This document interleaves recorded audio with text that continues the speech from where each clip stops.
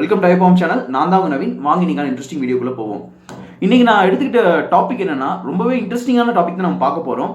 Pop மர்லியை பத்தி தான் நம்ம பார்க்க போறோம். பாப் மர்லின்னு சொன்னோடனே எனக்கு first of all Bob Marley யாருன்னே தெரியாது. பட் ஜஸ்ட் கேள்விப்பட்டிருக்கேன், ஒரு சிங்கர்னு கேள்விப்பட்டிருக்கேன், ஒரு கஞ்சா அடிக்ட் அந்த மாதிரி கேள்விப்பட்டிருக்கேன். இந்த டாபிக் நான் ஏன் பண்ணேன்னா, நான் ஜஸ்ட் எப்பவுமே ஃபேஸ்புக் மீம்ஸ் எல்லாம் கொஞ்சம் பார்த்துட்டு இருக்கும்போது கிரிக்கெட் மீம்ஸ் கொஞ்சம் அதிகமாக பார்ப்பேன். அதில் சுரேஷ் என்னோட மீம் பார்த்தேன். அதில் அவருக்கு பிடிச்ச பிளேயர் வந்து எம்எஸ் தோனி, பிடிச்ச சிங்கர் பாப் மர்லின்னு போட்டிருந்தார். ஏன்னா இவ்வளோ பெரிய செலிபிரிட்டிக்கு பாப் மர்லி பிடிக்குமா? நிறைய பேர் வந்து நிறைய செலிபிரிட்டிஸ்க்கு பாப் மர்லி வந்து பிடிக்குதுன்னு போட்டிருந்தாங்க. அப்படி என்ன இந்த பாப் மர்லி பண்ணிட்டாருன்னு எனக்கு கொஞ்சம் ரிசர்ச் பண்ணி பார்க்கணும்னு தோணுச்சு. ஃபர்ஸ்ட் நம்ம இந்த வீடியோவில் பாப் மர்லியோட அப்பா அம்மாவை பற்றி பார்த்துருவோம். பாப் மர்லியோட அப்பா வந்து நார்வல் சின்க்ளர் மார்லி. இவர் வந்து ஒரு ராயல் மெரைன்ல கேப்டன் ஆகிறாரு. கேப்டனான இப்போ ஒரு ஷிப்பு கேப்டன் மாதிரி வச்சுக்கோங்க. ஹோல் கமாண்ட் அந்த கேப்டன் கையில் இருக்கும். அந்த ஒரு போஸ்டிங்ல இருக்கிறவர், இதாவது பிரிட்டன்ல இருக்கிறாரு. அம்மா வந்து ஜமைக்கால இருக்கிறாங்க. ஜமைக்கால செடிலாங்கிற ஒருத்தவங்க. இது ரொம்பவே இன்ட்ரெஸ்டிங்கான விஷயம் என்னன்னா, இவரோட அப்பா வந்து ஒரு வெள்ளை இனத்தை சார்ந்தவங்க, அம்மா வந்து ஒரு கருப்பினத்தை சார்ந்தவங்க. ரெண்டு பேருமே வந்து அந்த காலகட்டத்தில் இந்த ரேஷியல் டிஸ்கிரிமினேஷன் வந்து ரொம்பவே அதிகமாக இருந்த டைம்லேயே இவங்க வந்து ஒரு லவ் மேரேஜ் மாதிரி கூட வச்சுக்கலாம். மேரி பண்ணி பிறந்தவர் தான் பாப் மர்லி. இவங்களுக்கு நிறைய அண்ணன் தம்பி அக்கா தங்கச்சி எல்லாருமே இருக்கிறாங்க.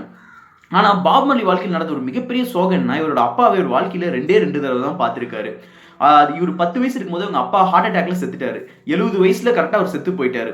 இவர் ஏன் ரெண்டு தடவை தான் பார்த்தேன்னு சொல்றாருன்னா, இவருக்கு வந்து இந்த ராயல் மெரைன் ஒரு பிரிட்டனுக்கு அடிக்கடி போக வேண்டியதாக இருந்துச்சு. அவர் கேப்டன் ஆகிறங்காட்டி நிறைய வேலைகள் அவருக்கு இருந்துச்சு அங்கே அந்த நேவியில். ஸோ அதுங்காட்டி அடிக்கடி பாப் மர்லியை விட்டுட்டு போயிடுவார். சரி, அப்பா அம்மாவை பற்றி பார்த்துட்டோம். இவருக்கு ஏன் இந்த சிங்கிங் மேலே ஆசை வந்துச்சு? இவருக்குன்னு தனி பேஷனா அப்படின்லாம் கேட்டிங்கன்னா அதெல்லாம் ஒன்றும் இல்லைங்க. இவர் வந்து வந்ததே ஒரு இசை வம்சாவளி குடும்பத்தில் தான் வந்திருக்காரு. அதாவது பாப் மர்லியோட தாத்தா ஸ்கிப் மார்லி ரொம்பவே ஒரு மிகப்பெரிய ஒரு சாங் ரைட்டர், அப்புறம் அது கூட பிளஸ் சிங்கர் கூட. அவருக்கு கீழே வந்தவர் தான் பாப் மர்லி. ஆனால் பாப் மர்லி சிங்கர், லிரிக்கிஸ்ட் இதெல்லாம் தாண்டி ஒரு மிகப்பெரிய மியூசிஷியனும் கூட. இவர் தன்னோட ஃப்ரெண்ட் பனி வேலியருங்கிறவர், அதாவது இப்போதான் பனி வேலியருமாங்க. அப்போ அவங்க ஃப்ரெண்ட்ஸாக இருக்கும்போது ரெண்டு பேரும் பனி பாப், இதுதான் அவங்களோட செல்ல பேர் மாதிரி. இவங்க ரெண்டு பேரும் சேர்ந்து பண்ண மியூசிக் ரெகே ரொம்பவே ஃபேமஸ் ஆச்சு. இது பல ஃபேன்ஸ்களையும் பல பாப்புலரையும் நிறைய பணத்தையும் உங்களுக்கு அள்ளி தந்ததுன்னா இந்த ரெகேன்னு தான் சொல்லணுங்க. இது ரொம்ப ஃபேமஸான காலகட்டத்தில் வந்து பாப் மர்லியோட இருந்த ஒரே ஒரு சின்ன பிரச்சனை என்னன்னா, மியூசிக்கில் ஒரு அளவு போயிட்டு இருந்தாலும் இவர் மியூசிக் பண்ணும்போது கஞ்சா அடிச்சு தான் இந்த மியூசிக்ஸ்லாம் பண்ணுவாராமா. அது அவருக்கு ஒரு பழக்கமாகவே மாறிடுச்சாமா. இந்த கஞ்சா பழக்கம் வந்து நிறைய பேர் சொல்லுவாங்க, பாப் மர்லினா அந்த கஞ்சாங்கிற மாதிரி சொல்கிறீங்க. ஆனால் அதை தாண்டி அவருக்கு இருந்த மிகப்பெரிய ப்ளஸ் பாயிண்ட் என்னன்னா மியூசிக்கால இந்த உலகத்தையே கட்டி போட்டவர் தான் நம்ம இந்த Bob Marley. Bob Marley music மட்டும் இல்லாமல் நிறைய இந்த தத்துவங்கள்லாம் சொல்லுவோம், ஃபிலாசபிலாம் வந்து ரொம்பவே ஆழ்ந்திருந்தாராமா. ஃபர்ஸ்ட் வந்து ஒரு கத்தோலிக் கிறிஸ்டியனாக இருந்தவர்.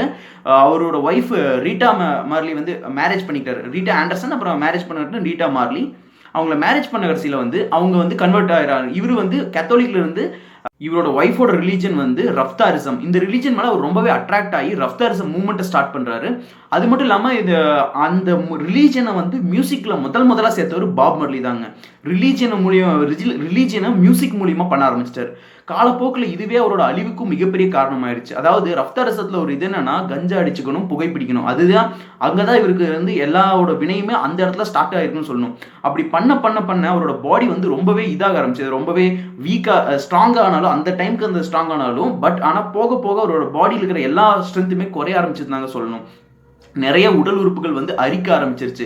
இவருக்கு கேன்சர் வந்துச்சுன்னு இவருக்கு தெரியவே இல்லைங்க. கடைசி வரைக்கும் தெரியல. இவருக்கு ஒரு வேளை தெரிஞ்சிருந்தா இவர்கிட்ட இருந்த பணத்துக்கு அதை எப்படியாவது அதை கொஞ்ச நாளாவது உயிர் எக்ஸ்டெண்ட் பண்ணி வாழ வச்சிருக்க முடியும். இப்போ இருக்கிற டெக்னாலஜிஸ்க்கு அதுக்கு மருந்து மாத்திரைலாம் இருந்தாலும் அப்போ வந்து அவ்வளோக்கா இல்லை. இவருக்கு என்ன கேன்சர் வந்துச்சுன்னா, ஃபர்ஸ்ட் ஆஃப் ஆல் இவருக்கு வந்தது ஸ்கின் கேன்சர். அதாவது அவரோட காலோட நெகத்துக்கு அடியில் ஒரு சின்ன சிம்பிள் மாதிரி, அதாவது கொஞ்சம் சிம்டம்ஸ் எப்படி சொல்கிறதுனா, ஒரு மச்சம் வந்து வந்த மாதிரி இருக்குமாமா. அந்த மாதிரியான சிம்டம்ஸ் தான் காட்டும். ரொம்பலாம் இருக்காது. அதாவது கால் நெகத்துக்கு அடியில். அதெல்லாம் யாரோ நோட் பண்ணுவாங்களா? இவருக்கு வந்து வலி வருது, கால் வலி அடிக்கடி சொல்லிட்டு இருந்திருக்காரு. இதுக்கான ரீசன் அவரே அசியூம் பண்ணிட்டாரு. என்ன அசியூம் பண்ணிட்டாருன்னா, ஒரு ஃபுட்பால் மேட்ச் விளையாட போயிருக்காரு. அப்போ அவர் கால் அடிபட்டுருச்சு. அதங்காடிக்கு தான் கால் வலி வந்துச்சுன்னு சொல்லி அசால்ட்டாக விட்டது தான் அவரோட வாழ்க்கையில கடைசி எண்டாவே மாறிடுச்சு. பாப் மர்லி அவரோட சாகும்போது அவர்கிட்ட இருந்த சொத்து மதிப்பு சொன்னீங்கன்னா நீங்கள் எல்லாருமே வியந்துருவீங்க. எனக்கே ரொம்ப ஷாக்கிங்காக இருந்துச்சு. 130 மில்லியன் அமெரிக்கன் டாலர்ஸ். 130 மில்லியன். இப்போ இருக்கிறவங்க எவ்வளோ பெரிய மில்லியனருமாங்க. அதுவும் 1980s இருந்துச்சுன்னா அவர் எவ்வளோ பெரிய பில்லியனர் இல்லை ட்ரில்லியனராக இருந்திருக்கணும் நீங்களே யோசிச்சு பாருங்க. அது மட்டும் இல்லாமல் அவரோட மரணப்படுக்கையில் இருக்கும்போது அவரோட பையன் இகி மர்லி கிட்ட சொல்கிறாரு, அதாவது you can't buy a life with money. வாழ்க்கையை பணத்தை கொண்டு என்றைக்குமே வாங்க முடியாதுங்கிற தத்துவத்தை அவர் சொன்னதுக்கு ரொம்பவே அவரோட வாழ்க்கைக்கு அது கரெக்டாக சூட்டபுளாக அமைஞ்சிருக்கு. இவ்வளோ விஷயங்களை பண்ண பாப் மர்லி மேலவன் 1981 செத்துருக்காருங்க. இவர் சாகும்போது இவரோட வயசு எவ்வளோன்னு தெரியுமா? ஜஸ்ட் 36 தான். வெறும் 36 வயசுல சாக வேண்டிய வயசே கிடையாது. ஸ்கின் கேன்சரால தான் அவர் செத்து போயிருக்காரு. இது மட்டும் இல்லாமல் நிறைய ஃபேக்ட்ஸ் என்னன்னா பிரெயின் கேன்சர் இருந்திருக்கு, லிவர் கேன்சர் இருந்திருக்கு, இந்த மாதிரி நிறைய சொல்றாங்க. மெயின் ரீசனா ஸ்கின் கேன்சர், மெலனோமாங்கிற இது அவரோட காலு கீழே வந்ததுக்கான அந்த ஒரு ரீசனுக்காக தான் அவர் செத்துருக்காரு. இவர் சாகும்போது இவரோட ஃபியூனரலுக்கு மோர் தேன் 50,000 பீப்புள்ஸ் அட்டன் பண்ணியிருக்காங்க. 50,000 தான் வந்திருக்காங்க கேட்டிங்கன்னா, அது மட்டும் இல்லைங்க, நிறைய பேர் வந்திருக்காங்க. ஆனால் அந்த இடத்துல அலோவ் பண்ணல. 50,000 அளவு தான் கெப்பாசிட்டி மாதிரி அவங்க போலீஸ் ஆஃபீஸர்ஸ்லாம் தடுத்து நிறுத்தியிருக்காங்க. இதில் முக்காவாசி பேர் மிகப்பெரிய பணக்காரங்க. அதாவது யூஎஸ்ல இருந்த மிகப்பெரிய பணக்காரங்க, வேர்ல்டு வைட்ல இருந்து எல்லாமே டிக்கெட் எடுத்து ஜமைக்காக்கு வந்திருக்காங்க அவரோட ஃபியூனரலுக்கு. அவரோட மகன் இக்கி மெர்லிட்ட சொன்ன வார்த்தைகள் அங்கே பொறிக்கப்பட்டிருக்குது. அதாவது money cannot buy a life. Bob Marley தன்னோட சாவுக்கு முன்னாடி, அதாவது பன்னி வேலியரோட சேர்ந்து செஞ்ச பாடல்கள் இன்னைக்கு வரைக்குமே நிறைய ஐஃபோன் ரிங்டோன்ஸ்ல இருக்கு. இன்னைக்கு நீங்க கேட்குற ஐஃபோன் ரிங்டோன்ஸ் மேக்ஸிமம் பாப் மர்லியோட ரிங்டோன்ஸாக தான் இருக்கும். இவர் அந்த ரெகே மட்டும் இல்லாமல் ஸ்கான்னு நிறைய மியூசிக் ஜென்ரஸ்லாம் கொடுத்துருக்காரு, நிறைய மியூசிக் வகைகள் எல்லாத்தையுமே கொடுத்துருக்காரு. இது எல்லாத்தையுமே போக அவரோட சொத்து மதிப்பு இது எல்லாமே சொல்லிட்டேன். ஆனால் இவருக்கான இறந்ததுக்கான மெயின் காரணம் என்னன்னு இன்னைக்கு வரைக்குமே சொல்றது என்னன்னா, நிறைய பேர் சொல்றாங்க இந்த கேன்சர். ஆனால் இன்னும் ஒரு சில வகையானவங்க என்ன சொல்றாங்கன்னா, இவர் இறந்ததுக்கான மெயின் காரணம் இலுமினாட்டி, அதாவது ஒரு சீக்ரெட் சொசைட்டி. இதை பத்தி நான் பெருசாக எக்ஸ்பிளைன் பண்ண வரல, சிம்பிளா கான்செப்ட் சொல்றேன்.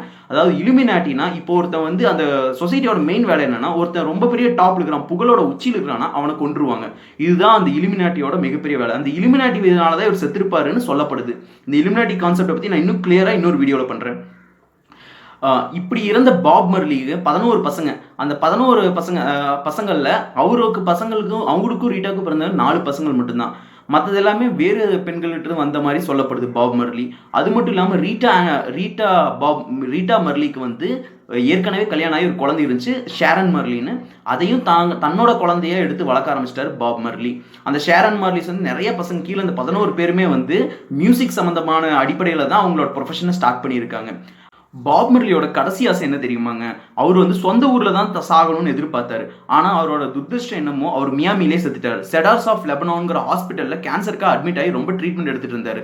அந்த டைம்ல அவர் மியாமியை விட்டுட்டு அவர் சொந்த ஊர் ஜமைக்காவுக்கு போகணும்னு ஆசைப்பட்டார். ஆனா அவரால் முடியல. ஏன்னா கேன்சரோட அட்டாக்கிங் ரொம்பவே சீரியஸா இருந்தங்காட்டிக்கு அங்கதான் அவ்வளோ ஃபெசிலிட்டிஸ் அப்போதைக்கு இருந்திருக்கு. அதங்காட்டிக்கு அங்கேயே வச்சு அவங்களை ட்ரீட்மெண்ட் பண்ணியிருக்காங்க. பாப் மர்லியோட முக்காவாசி பாடல்கள் எல்லாமே இனவெறிக்கு எதிரான பாடல்களாக தான் சொல்லப்படுது.